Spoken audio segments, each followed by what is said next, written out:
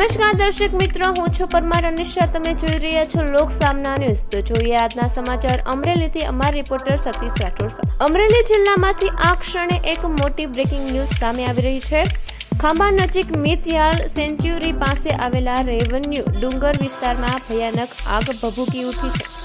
નાનોડી ગામ પાસે બરસિયા ડુંગરમાં અચાનક વિકરાળ આગ ફાટી નીકળતા આખો વિસ્તાર ધુમાડાના ગોટાળામાં ગરકાવ થયો છે.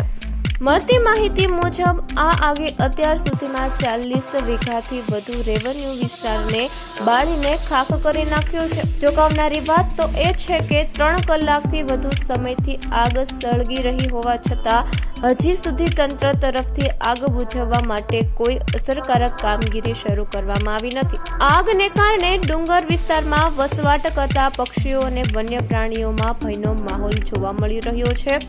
પ્રાણીઓ પોતાનો જીવ બચાવવા દોડધામ કરતા નજરે પડી રહ્યા છે. વિશેષ ચિંતાની બાબત એ છે કે આ આગ મિતિયાળા અભયારણ્ય નજીક ફાટી નીકળતા સિંહોના નિવાસસ્થાન પર પણ ખતરો મંડાઈ રહ્યો છે. સ્થાનિક લોકો તંત્ર સામે રોષ વ્યક્ત કરી રહ્યા છે અને તાત્કાલિક રાહત અને બચાવ કામગીરી શરૂ કરવાની માંગ ઉઠાવી રહ્યા છે. તો ફરી મળીશું એક નવા સમાચાર સાથે. ત્યાં સુધી જોતા રહો લોક સામના ન્યૂઝ.